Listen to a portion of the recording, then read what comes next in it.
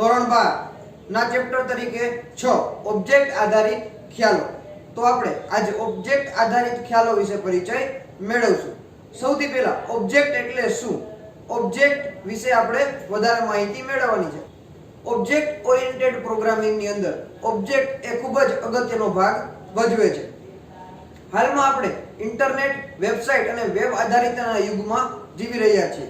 કાંઈ પણ વસ્તુ સર્ચ કરવી હોય તો એ વેબસાઇટની અંદર જ આપણે વારંવાર સર્ચ કરીએ છીએ। એવી જ રીતે જ્યારે પણ કાંઈ પણ વસ્તુ મોબાઈલ દ્વારા સર્ચ કરવી હોય ત્યારે મોબાઈલની અલગ અલગ એપ્લિકેશનનો ઉપયોગ કરીએ છીએ। આજના યુગમાં વિનિયોગનો ઝડપી વિકાસ, વિનિયોગ નામનો એક શબ્દ આવે છે। વિનિયોગ એટલે શું? વિનિયોગનું ઇંગ્લિશ નામ થાય છે એપ્લિકેશન। બરોબર, આપણે કોઈ પણ વસ્તુની અંદર સર્ચ કરવું હોય, કાંઈ પણ વસ્તુ માટે સર્ચ કરવું છે મોબાઈલ થ્રુ, તો આપણે અલગ અલગ એપ્લિકેશનનો ઉપયોગ કરશું। તો આવી જ રીતે આપણે ઓબ્જેક્ટ આધારિત પ્રોગ્રામિંગ જે શીખશું એ કેવી રીતે આની અંદર ઉપયોગ થાય છે એના વિશે સમજશું। આજના યુગમાં એપ્લિકેશનનો ઝડપી વિકાસ અને સોર્સ કોડનો પુનઃ ઉપયોગ ખૂબ જ મહત્વનો બન્યો છે। તો સોર્સ કોડનો પુનઃ ઉપયોગ એટલે શું કે આપણે જે એપ્લિકેશન બનાવી છે, એપ્લિકેશન આખી બીજી વાર બનાવવા કરતા જો એમાં અમુક જ પાર્ટ છે જેને વારંવાર બદલાવાની જરૂર રહે છે તો આપણે તેને જ ચેન્જ કરશું। ઓબ્જેક્ટ આધારિત પદ્ધતિનો ઉપયોગ કરીને તૈયાર કરવામાં આવતા સોફ્ટવેર ખૂબ જ વિશ્વસનીય હોય છે। ઓબ્જેક્ટ આ શબ્દ આપણે વારંવાર સાંભળીએ છીએ તો બધાને થતું હશે કે આ ઓબ્જેક્ટ એટલે શું? દુનિયાની અંદર પૃથ્વી ઉપર રહેલી બધી જ વસ્તુ એક ઓબ્જેક્ટ છે। ઓબ્જેક્ટ બે પ્રકારના છે જે આપણે આગળ ભણશું। અત્યારે આપણે ઓબ્જેક્ટ આધારિત પદ્ધતિ વિશે થોડું માહિતી મેળવીએ। આ ઓબ્જેક્ટનો ઉપયોગ કરીને બનાવવામાં આવેલ સોફ્ટવેર ખૂબ જ વિશ્વસનીય હોય છે। આ સેન્ટેન્સમાં ઘણું બધું કહેવામાં આવ્યું છે, જેમ કે આ સોફ્ટવેરનો ઉપયોગ કરવાથી તમે ઇઝીલી કાંઈ પણ મોડિફિકેશન કરી શકો છો। ચાલો આના પછી આપણે એક એક્ઝામ્પલથી સમજીએ। તો એક્ઝામ્પલ આપણે એવું લઈએ છીએ કે આપણી પાસે એક ઇવેન્ટ, આપણે કોઈ એક લાઈવ ઇવેન્ટ કરવાની છે। તો ઇવેન્ટની અંદર મુખ્યત્વે 5 ડિપાર્ટમેન્ટ પાડીને આપણે કામ કરશું। આપણે એક્ઝામ્પલ તરીકે ઇવેન્ટને 26મી જાન્યુઆરી તરીકે કન્સિડર કરશું કે આપણે 26મી જાન્યુઆરીનું સેલિબ્રેશન કરવું છે। તો એમાં સૌથી પહેલો પાર્ટ હશે લાઇટિંગ, ડેકોરેશન, સ્ટેજ ડેકોરેશન, પછીનો પાર્ટ છે ઇન્વિટેશનનો છે। તો આમ અલગ અલગ 3 ડિપાર્ટમેન્ટ પાડ્યા। ચોથો ડિપાર્ટમેન્ટ આપણે પાડશું સાઉન્ડ સિસ્ટમ।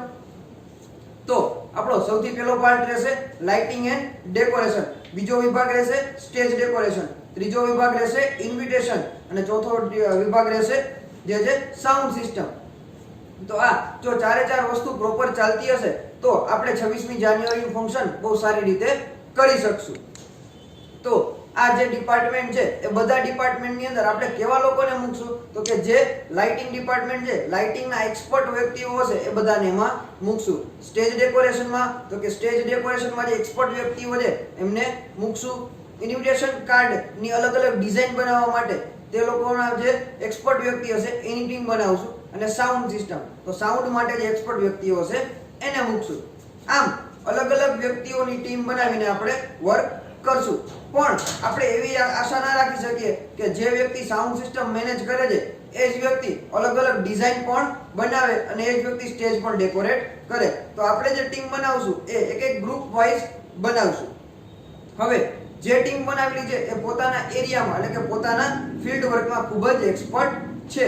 હવે જ્યારે આપણે સ્ટેજ ડેકોરેશન માટેનું વર્કઆઉટ ચાલુ છે અને એમાં તમારે કાંઈ પણ ડિઝાઇન ચેન્જ કરવી છે, સ્ટેજની ડિઝાઇન ચેન્જ કરવી છે, લેઆઉટ ચેન્જ કરવું છે, તો આપણે ત્યારે માત્ર ને માત્ર સ્ટેજ ડેકોરેશન વાળો જે પાર્ટ છે એને જ ઇફેક્ટ થશે।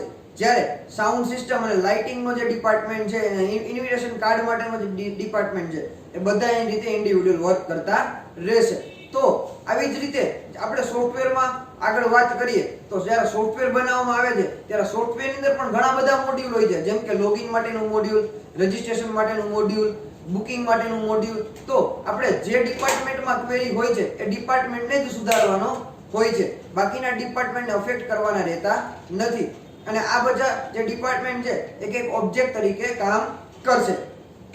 તો અલગ અલગ ઓબ્જેક્ટ કામ કરશે તો જે ઓબ્જેક્ટની ક્વેરી હશે એ જ ઓબ્જેક્ટને સુધારવાનો રહેશે, જ્યારે બાકીના સોફ્ટવેરનો ભાગ છે એ જેમ છે તેમ જ ચાલુ રહેશે. આનેથી ઘણા બધા અલગ અલગ પ્રકારના ફાયદા પણ છે. વિવિધ સોફ્ટવેર સિસ્ટમના વિશ્લેષણ, ડિઝાઇન અને અમલીકરણમાં ઓબ્જેક્ટ આધારિત પદ્ધતિ ખૂબ જ મહત્વનો ભાગ ભજવે છે. જાવા પ્રોગ્રામિંગ ભાષા એ સંપૂર્ણપણે ઓબ્જેક્ટ આધારિત પ્રોગ્રામિંગ ભાષા છે. હવે વાત કરીએ થોડીક પહેલાની, તો કે ઈસવીસન 1960 માં ઓબ્જેક્ટ આધારિત પ્રોગ્રામિંગની શરૂઆત કરવામાં આવી. ઈસવીસન 60 માં એટલે કે અત્યારે ઓલમોસ્ટ ઘણા બધા વર્ષો પહેલાની વાત છે કે 1960 માં ઓબ્જેક્ટ આધારિત પદ્ધતિ વિકસાવવામાં આવી. પણ જ્યારે આ પદ્ધતિ વિકસાવવામાં આવી ત્યારે એટલા બધી યુઝ થતી નહીં. ધીમે ધીમે માણસો આનાથી અવેર થતા ગયા કે ઓબ્જેક્ટ આધારિત પદ્ધતિ છે એ ખૂબ જ મહત્વની છે, એમાં પ્લાનિંગ સાથે વર્કઆઉટ કરી શકાય છે. આના 20 વર્ષ પછીના સમયગાળામાં એટલે કે 1980 સુધીનામાં આ ઓબ્જેક્ટ આધારિત પદ્ધતિ છે તે ખૂબ જ પ્રચલિત અને મુખ્ય પદ્ધતિ બની ગઈ કે જેટલા પણ સોફ્ટવેર છે એ બધા જ સોફ્ટવેર ઓબ્જેક્ટ આધારિત બનવા લાગ્યા. ઓબ્જેક્ટ આધારિત પદ્ધતિ મુખ્ય બનવાના પાછળના મુખ્ય 3 કારણો હતા. તો તેમાં સૌથી પહેલું કારણ હતું કે સિસ્ટમનું અતિ ઝડપથી વધતું જતું કદ, કે જે સોફ્ટવેર બનેલો હતો એ સોફ્ટવેરમાં દિવસે ને દિવસે નવી જરૂરિયાત ઊભી થવા માંડી. દિવસે ને દિવસે નવી જરૂરિયાત ઊભી થવાને કારણે સોફ્ટવેરની સાઇઝ વધવા માંડી.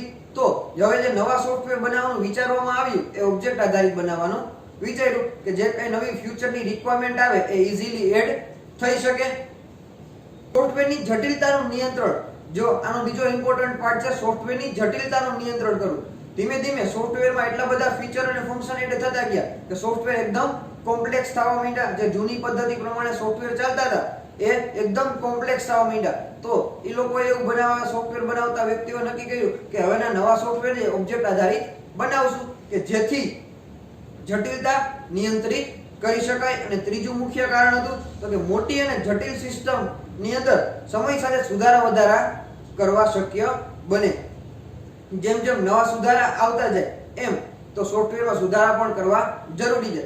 તમને બધાને યાદ હોય તો આજથી 10 વર્ષ પહેલા ફિંગરપ્રિન્ટનું એટલું બધું કોઈ ઇમ્પોર્ટન્ટ હતું નહીં. પણ જ્યારે અત્યારના જમાનામાં જે તમારે આધાર કાર્ડ સાથે ફિંગરપ્રિન્ટ લિંક અપ કરેલી હોય, તમારે નવું સિમ કાર્ડ પરચેસ કરવું છે તો આધાર કાર્ડની સાથે ફિંગરપ્રિન્ટ અટેચ કરશો તો તમને તરત જ મળી જશે. તો જ્યારે બેંક છે, બેંક તો આજથી 10 વર્ષ પહેલા હતી, પણ બેંકવાળા પહેલા તમારી પાસે આધાર કાર્ડ કે બીજા કંઈ પ્રૂફ માંગતા નહીં. જે તમારા બેઝિક ડોક્યુમેન્ટ હોય, રેસિડેન્ટ એડ્રેસ ને XYZ ડોક્યુમેન્ટ, તેની ઉપર જ વર્ક કન્ટિન્યુ થતું. તો જેમ બેંકના સોફ્ટવેરમાં પણ નવા જરૂરિયાત મુજબ સુધારા આવ્યા તો એ બધા ડાયનેમિક સોફ્ટવેર હતા. તો આવી રીતે ઓબ્જેક્ટ આધારિત પ્રોગ્રામિંગની શરૂઆત થઈ અને ધીમે ધીમે વિકાસ પણ થયો. હવે ઘણી બધી લેંગ્વેજ છે જે ઓબ્જેક્ટ આધારિત કામ કરે છે. સી લેંગ્વેજ, C++, જાવા, C#, તમે સ્ક્રીનમાં જોઈ શકો છો C હેઝ લખેલું હશે, તેને આપણે C# તરીકે વાંચશું. VB.NET, ASP.NET અને PHP. PHP નું પૂરું નામ છે પર્સનલ હોમ પેજ.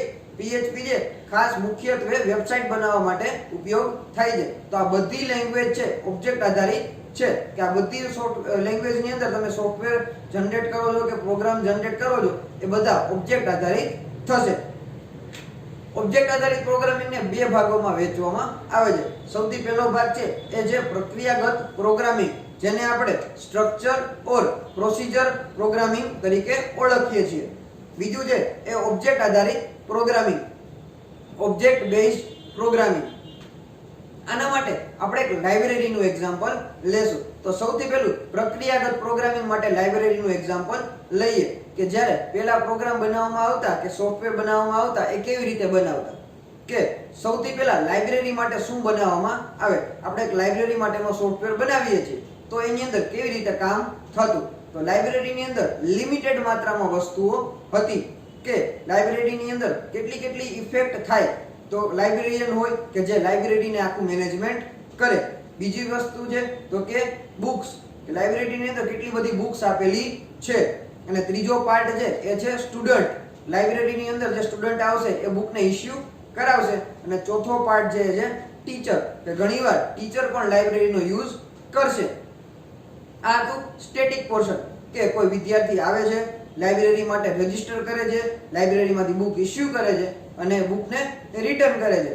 ટીચર્સ આવે છે, બુક ઇસ્યુ કરે છે અને બુકને રિટર્ન કરે છે. આમાં આપણે અલગ અલગ રિસ્ટ્રિક્શન રાખી શકીએ કે ભાઈ સ્ટુડન્ટ છે એને કોઈ પણ એક બુક એક સેમેસ્ટર કે એક વીક માટે મળી શકે. એનાથી વધારે પોતાની પાસે રાખે છે તો જે તે નિયમ પ્રમાણે ચાર્જ લગાવી શકાય. જ્યારે શિક્ષક માટે એક પૂરા સેમેસ્ટર માટે રાખી શકાય, એમાં એક્સ્ટ્રા કોઈ ચાર્જ લેવામાં આવતો નથી. આવા અલગ અલગ નિયમ અનુસાર લાઇબ્રેરી સિસ્ટમ ચાલતી હોય.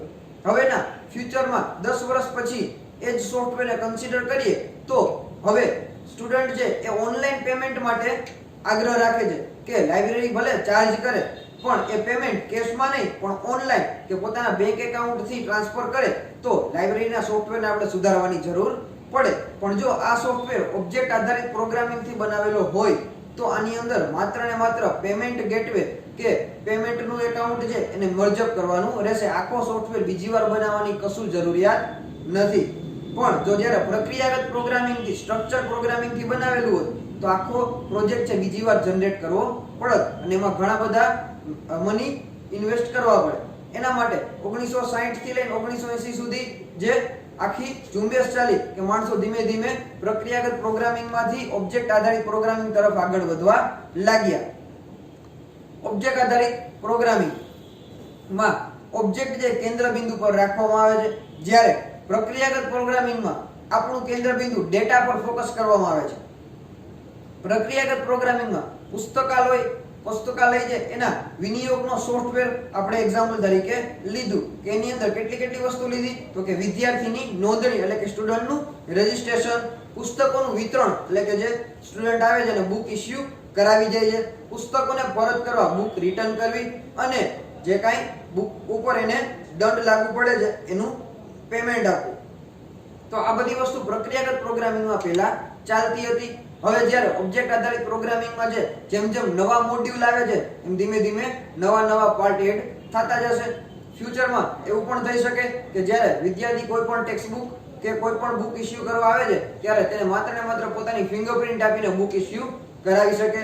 તો આવા કંઈ પણ નવા ફીચર એડ કરવા હોય તો એ પ્રક્રિયાગત પ્રોગ્રામિંગને બદલે ઓબ્જેક્ટ આધારિત પ્રોગ્રામિંગની અંદર ખૂબ જ સરળ બને છે. આપણે એકવાર ફાસ્ટ રિવિઝન કરી લઈએ તો ફટાફટ ઓબ્જેક્ટ આધારિત પ્રોગ્રામિંગ. હાલમાં આપણે ઇન્ટરનેટ અને વિનિયોગના અલગ અલગ વિકાસને કારણે પ્રક્રિયાગત પ્રોગ્રામિંગમાંથી જીવી રહ્યા છીએ. આજના યુગમાં વિનિયોગનો ઝડપી વિકાસ સરળ બન્યો છે અને ફટાફટ પ્રોગ્રામિંગ થાય છે. ઓબ્જેક્ટ આધારિત પદ્ધતિથી આવેલા સોફ્ટવેર ખૂબ જ વિશ્વસનીય હોય છે. એ પણ આપણે શીખ્યા. તમારી ટેક્સ્ટ બુકમાંથી 6.1 અહીંયા કમ્પ્લીટ થાય છે. 6.2 તો કે ઓબ્જેક્ટ આધારિત ખ્યાલનું મહત્વ. તો આપણે 1960માં ઓબ્જેક્ટ આધારિત પ્રોગ્રામિંગની શરૂઆત થઈ. 1980 સુધીમાં આ પ્રક્રિયા ખૂબ જ પ્રચલિત અને મહત્વની બની ગઈ. ઓબ્જેક્ટ આધારિત પદ્ધતિના મુખ્ય 3 કારણો હતા તો કે સિસ્ટમનું ઝડપી વધતું જતું કદ, જટિલતાનું નિયંત્રણ અને જેમ જેમ જટિલતા વધતી ગઈ એમ સોફ્ટવેરમાં સુધારા કરવા માટે કાર્યને સરળ બનાવવા. ઓબ્જેક્ટ આધારિત પદ્ધતિની અંદર કેટલા લેંગ્વેજનો સમાવેશ થાય છે? C, C++, VB.NET, Java, PHP, ASP.NET અને C#. અને બે પ્રક્રિયામાં વહેંચવામાં આવે છે તો કે પ્રક્રિયાગત પ્રોગ્રામિંગ અને ઓબ્જેક્ટ આધારિત પ્રોગ્રામિંગ. તો 6.1 અને 6.2 અહીંયા કમ્પ્લીટ થાય છે.